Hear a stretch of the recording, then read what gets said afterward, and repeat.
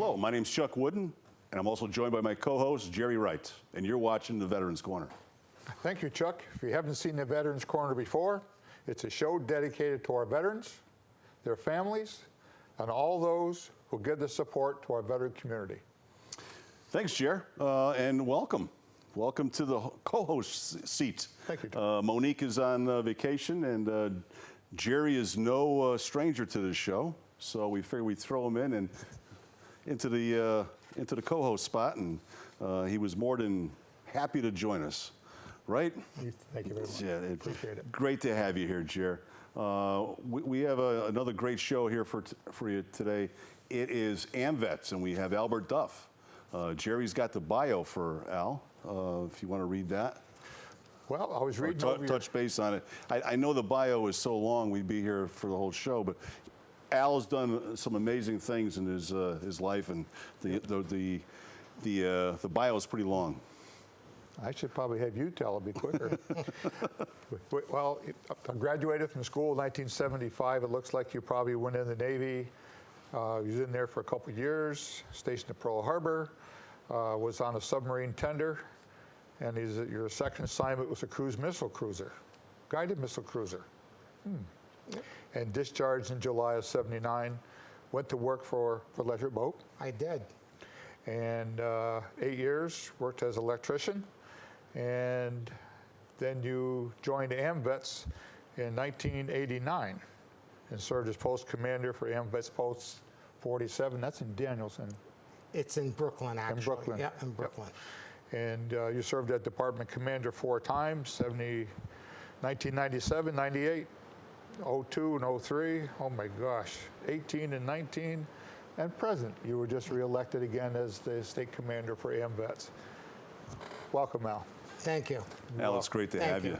Yes. And it's great to have you sitting by my side there, Jer. Jer, why don't we start with you? I know there's a lot of material to cover. AMVETS, we've had you on the show before, not you, but the organization. Okay. Actually, it was quite a few years ago. Yeah. So we were due. And so it's great to give AMVETS some exposure tonight.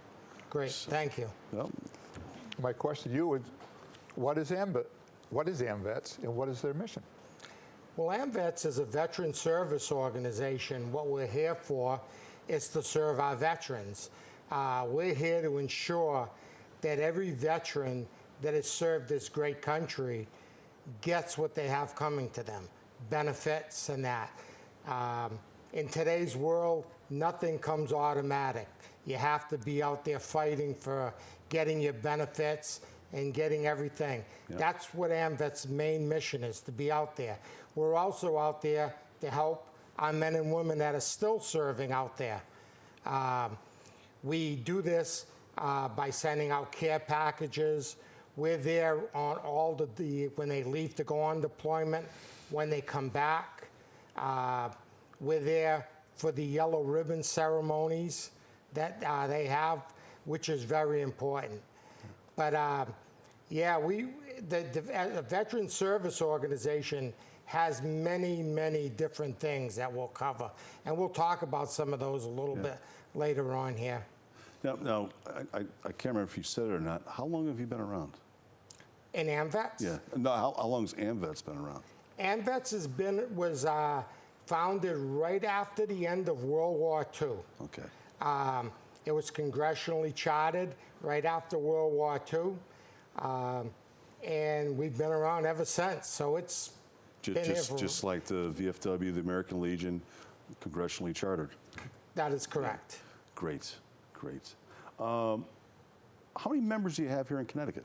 Connecticut, we have approximately 2,200 members. Nationally, through our whole organization, about 1,600,000 in our organization. Good sized organization. Yeah. I didn't realize they were that big. Yeah, we're actually the 4th largest VSO in the nation. Now, to become a member of AMVETS, what's the eligibility? It's very simple. If you've served in the military from World War II to the present, or you're still serving, and if you've received an honorable discharge, you're eligible for AMVETS. AMVETS is also open to reservists as well as National Guardsmen. You know, just a question that I didn't have written down, but it pertains to membership. Now, the other VSOs, Veteran Service Organizations, the Legion, VFW, they have auxiliaries and stuff like that. Sons for the American Legion, VFW auxiliaries. Does AMVETS have? We do. For spouses? We do. We have ladies auxiliaries. We have Sons of AMVETS. We have the AMVET Riders, which is our motorcycle group. Great. We also have the SADSACs, which is the fun group of our AMVETS.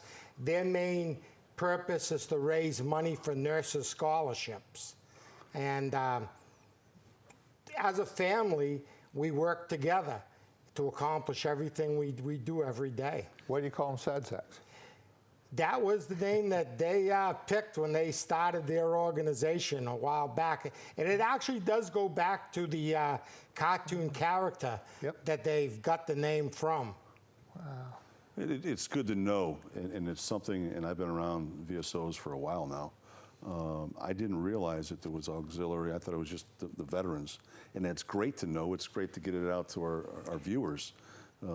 Yeah, I'll tell you, what people don't realize is your auxiliaries, your sons, your riders, all those organizations working with AMVETS is what makes us strong. Yeah. If you have very good subordinate organizations working with you, your organization is strong. And this is how we stay strong. I've been saying that for years, you know, with the American Legion. Correct. There's a reason why, you know, they're a great support system for the veterans, the organization itself. So. And they work very hard. They work very hard. I'll tell you what, our Sons of AMVETS, every year down in Washington, we do an event called Storm the Hill, where AMVETS, the auxiliary, the junior AMVETS, which I failed to mention, which is the kids. Yeah. We have juniors, all get together once a year and we storm the hill. We go to all our congressmen and senators' office and we speak to them, each and every one of them, and tell them what our legislative priorities are for the year. And we're going to get into that later on, too. We are going to get more into that, yes. How many AMVETS posts in Connecticut? There are 10 AMVETS posts in Connecticut. We have Post 1. They're located in West Haven. Post 2 is located in Wyndham. We have Post 9. They're located in North Haven, Connecticut. We have Post 18 out of Enfield, Connecticut. We have Post 24 out of Torrington, Connecticut. We have Post 43 out of Derby, 45 out of Danielson, 47 out of Brooklyn, 50 out of Willimantic, and 83 out of Wallingford, Connecticut. Wow. I have a question for you. Okay. You're retired from work. And you do this full time? I do this full time. And how many hours a week do you put in doing this? I probably put in close to 60 hours, 70 hours a week for AMVETS these days. Yeah. All volunteer? All volunteer. Yeah, just like all the other VSOs. When you start climbing the ladder in any of them, your time consumption goes way up. I served as a district commander for the American Legion, and you're always on the road. Correct. And as a department commander, whenever for the viewers, wherever you hear department, when it pertains to the major VSOs, Veteran Service Organizations, it's state. So when Al said, Commander Al said, department, that he is the state commander for the state of Connecticut. And it's a great job because I get a great opportunity to travel the state, talk to veterans, work with our veterans, and I always tell everybody that state commander is one of the greatest jobs to have, especially when you have a lot of good officers that work for you. I do a lot of public relations. That's what my job is to manage the state and do a lot of public relations for AMVETS. Well, you're always out there. You're the figurehead. You're out there at the podium or the lectern. Yep. A few times a week, I'm sure.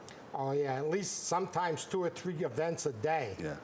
I'm out there. Yeah. So I mean, you are the face of the organization for your term. Absolutely. You also have districts. I'm a past National District 1 commander, and what that entailed was I had all the states from Maine down through New Jersey. And you have to visit them. And I did. I visited them. We have 4 meetings a year and try to coordinate between all the different states. Always on the road. Always on the road. My wife will tell you I don't spend much time at home. If I, as a member, I'm sure I would have to be a member, wanted to start a new post, what would be the process of doing so? Actually, you don't have to be a member to start a post. No? No. Any person, any veteran that was honorably discharged, or any person that's still serving in the military can start an AMVETS post. What you need to do is you need to get 10 to 12 people that are really interested in getting that post going, because you're going to need those people to be your officers when you get the post started. Of course, the more you can get, the better. Yeah. You go get an EIN number. You have to open up a bank account, and there's a lot of paperwork to fill out at the beginning. But we don't just throw it out at you. As an organization, myself and all my officers, we work with you through the whole process. So if someone wants to start a post, all they have to do is contact me, and I will get them the forms they need, help them go off and get their EIN number. And the one thing I do ask that they have to go off and do is get their members. And I'll help them try to get members, but again, depending on where they are in the state, I can't be there 7 days a week, but we work very hard to try to get posts going here in the state of Connecticut. It sounds similar to, I can speak for the American Legion. I'm one of the few that are around now that I actually did found the post. And it's pretty much the same thing that you described. Yep. Except for the Legion, I believe, at least most of us, all of us were. You have to be members currently, and I think the minimum requirement at the time was 16 to put in for a temporary charter. Yeah. Yeah, you don't have to, like I say, you don't have to be a member. You do have to sign up for AMVETS. Yeah. If you want to start your post, everyone that's signing up Fill out an application. would have to fill out an application and become a member. But it's actually very easy. I've been involved with starting 3 posts, 2 here in Connecticut and 1 up in New Hampshire when I was the district commander. So I'm very familiar with the process. What's the cost for your membership? For a year membership, it kind of varies by post. National gets $15 for the membership. The department gets $3, and then the post dues vary. So I'm going to tell you that the dues go from anywhere from $20 up to around $25 at our post. Yeah, That's reasonable. very reasonable. Whereas some of the other veteran service organizations, VSOs, are a little bit more. Yeah. Not much more, but they are Right. more. And like you said, even with the VFW and the American Legion, theirs vary also, like Right. $5 or so. Right. How is AMVETS involved in legislation? Legislation, I'll tell you, I've really gotten a real good education over the last few years in legislation, because legislation has become very big. We are involved both at the state level and at the national level. At the state level, we work with our government, with our legislators, in getting bills passed. We also work at calling our legislators to tell them, we need to work on getting this stuff. I could tell you right now, we're in the process of working with Commissioner Sardi in Connecticut. His office has asked all the VSOs to work with him on getting a new transportation bill in for veterans. So we recognize that there's far too many veterans out there today that can't get to doctor's appointments, can't get to the VA, can't get to the store, can't get to wherever they got to be. Yeah. So we need to revamp our transportation system out there so that these veterans can get around. And the commissioner is on the board of that, and he's asked all the VSOs to work with him, give him ideas of what some of the problems are out there, and maybe what some of the solutions could be to these problems, so we can get these veterans to where they need to be. You know, I think there's only one organization that really transports right now, and it's DAV, isn't it? Doesn't the DA, or is that strictly to the VA? DAV transports, but yes, it is mostly to the VA. Yeah. However, the VA is involved. The DAV is involved with some other programs that they do use the vans for to transport veterans. Take a Vet Fishing, for example, is another program that's out there.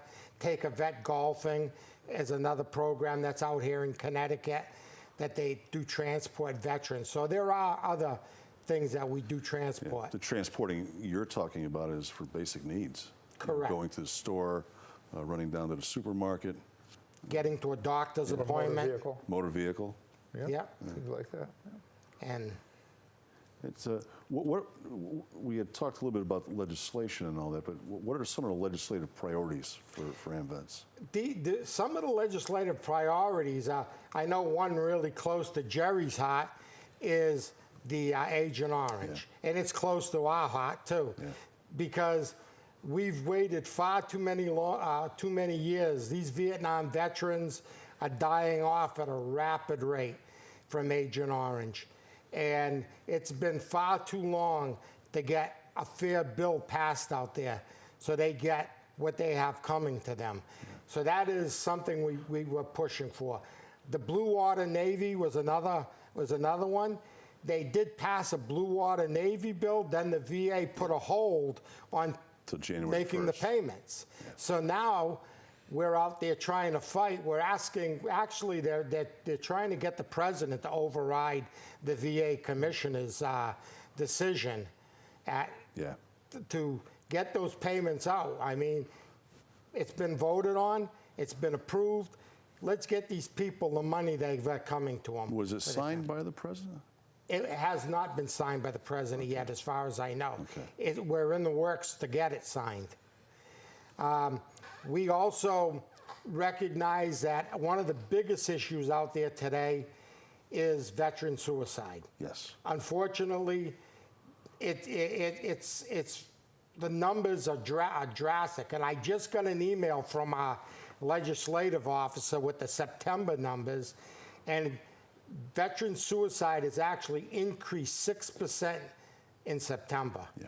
And that we're at a rate of about 22 veterans a day out there committing suicide. And many of these veterans are women, are women veterans. And we need to, we need to stop talking about, legislation. We need them to get out there and do something. Need some action. We need them out there to put some bills out there to catch this ahead of time, because no veteran comes out of the service thinking of killing himself. No. It's everything that leads up to this, homelessness, drug abuse, not being able to get a job. Right. That leads this veteran down the dark road, and at the end, suicide. So we need to curb this right where it is. And the word that we're getting is that number is actually low. That's a low number, 22. Yes, it's a number that number is a number that they can put their hands on easily, statistically. But there's many out there that aren't getting counted because they're unknown. The state of Texas, I think, is one state that they don't have an accurate count. The National Guard, which now, let's face it, that's most of the deployments. Most of your deployments come out of your National Guard. So that number of 22, and also, there's a big increase for Vietnam veterans. It's not just ones currently getting out. Oh, absolutely, Vietnam veterans. Because again, they're seriously increased over the last year or so. A lot of your Vietnam veterans, when they got out, weren't feeling the effects of the war at that time. They felt the effects of coming home and being treated bad. But the sicknesses from the Agent Orange took years for many of these veterans for them to catch up to. As we've learned with Jerry. Jerry's been on this show, more times than anybody else. Close to 10 times. Yep. Because it's a topic that's very important. And he'll tell you, working with legislators, sometimes you're banging your head against the wall because it's so hard to get things done and to happen. Yeah. Women, one other thing I think we need to make aware of is today, the women's population in the military is greatly increased. Yes. We have a lot more women serving, and they're not just serving behind desks. They're actually out there in the war zones. They're being shot at. They're getting wounded, just like every other, just like the men counterparts. We need to recognize that at the VA, and we need to have treatments out there for our women veterans. Yeah. A lot of your VA hospitals aren't equipped to properly service our women veterans out there today. I've heard that. And the VA needs to do something out there to be able to take care of our women veterans. Agreed. Why is membership so important to the mission for AMVETS? Why is it? Membership, well, as one of the things I had mentioned, again, when it comes time for legislation, numbers mean a lot. If you're a single person calling your senator, it means something sometime, but it might not mean as much. When AMVETS goes on the Hill, or the VFW, or one of these organizations goes on the Hill and testifies, and they can say, we have 1.5 million veterans in our organization that want this to happen, or you get to like the American Legion that has, I don't know how many, but it's almost 2. Probably over 2 million yes. Veterans. Now these senators and these congressmen take notice. You have a lot of You have a lot of votes there. Yeah, there is. We're running out of time. Wow. It goes by fast. It does. How if somebody wanted to contact you to either join or lend support, how would they do it? Well, they can contact me at my my address. I live at 26 Foster Street in Danielson, Connecticut. My telephone number is 860-753-6399. Email aduff6955@yahoo.com, okay. Or they can visit our website, amvetsct.org. Thank you. We're actually out of time. I just want to give credit to the crew. Lizzie Crawford as a director, Joe Sanborn's on the graphics, Jerry Beveridge, she's with the cameras, Bryant Bernie, I know I messed that up, but Bryant's with us, he's on the camera, Ann Rafferty, and Marion Moat. Want to thank the crew. They're very important to the show. With that being said, that's all the time we have. We want to thank you, Al, for being here. And thank you for your service on behalf of the Veterans Corner and the crew.